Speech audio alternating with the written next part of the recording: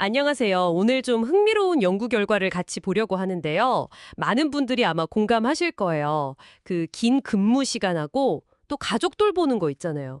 이 두 가지 부담이 우리 정신 건강, 그러니까 뭐 마음 상태나 스트레스 같은 심리적 웰빙에 어떤 영향을 주는지 좀 깊이 파고든 연구입니다. 네, 그렇죠. 이게 각각도 힘든데 혹시 합쳐지면 더 커지는 건 아닌가 그런 궁금증이 드는 주제죠. 맞아요. 단순히 1 더하기 1이 아니라 뭐랄까 그 이상이 되는 건 아닌지 오늘 이 연구 통해서 그 부분을 한번 자세히 들여다보려고 합니다. 이게 듣고 계신 당신에게는 또 어떤 의미가 있을지 같이 한번 알아보시죠. 네, 좋습니다. 자, 그럼 연구 내용을 좀 볼까요? 이게 3만 3천 명이 넘는 한국 임금 근로자 데이터를 썼다고 해요. 상당히 큰 규모죠? 네, 그렇죠. 근데 역시 예상대로 긴 근무 시간, 이거 자체만으로도 심리적 웰빙이 좀 낮아질 위험이 컸다고 합니다. 특히 주 52시간 넘게 일하는 분들은요, 안 그런 분들보다 위험도가 약 1.3배? 그 정도 높았대요. 네, 1.27배니까 거의 1.3배 맞죠.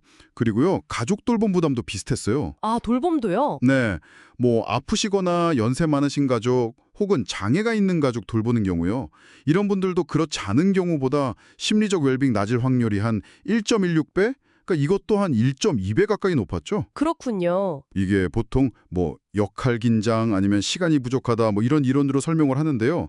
쉽게 말하면 뭐랄까 한정된 시간하고 에너지를 직장이랑 돌봄 이 양쪽에 다 쏟아야 하니까 아. 어느 쪽도 좀 제대로 하기 어렵다는 그런 압박감 아니면 늘 시간에 쫓기는 거죠. 네네, 말씀하신 대로 각각의 영향도 참 분명한데요. 여기서 진짜 궁금한 게 나옵니다.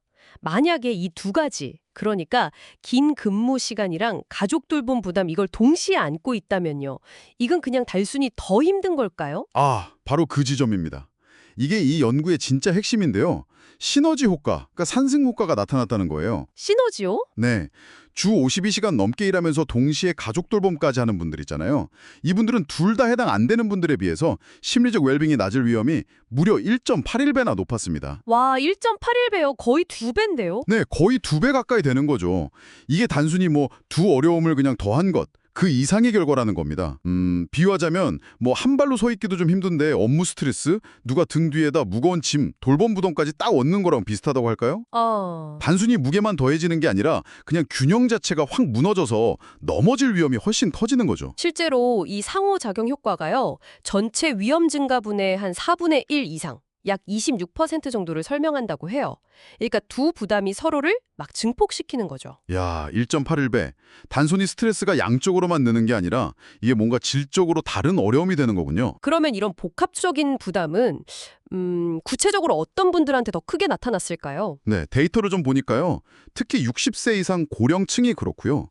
또 소득이나 학력이 상대적으로 좀 낮은 분들, 그리고 생산직 같은 블루칼라 직종에서 이런 경향이 좀 더 뚜렷하게 나타났습니다. 아, 그렇군요. 예를 들면 뭐 경제적으로 좀 넉넉하지 못하면 아무래도 외부 돌봄 서비스를 이용하기가 더 어려우니까 부담이 더 커질 수 있겠죠. 네, 그럴 수 있겠네요. 이런 결과가 사실 지금 한국 사회 현실하고도 좀 맞닿아 있는 것 같아요.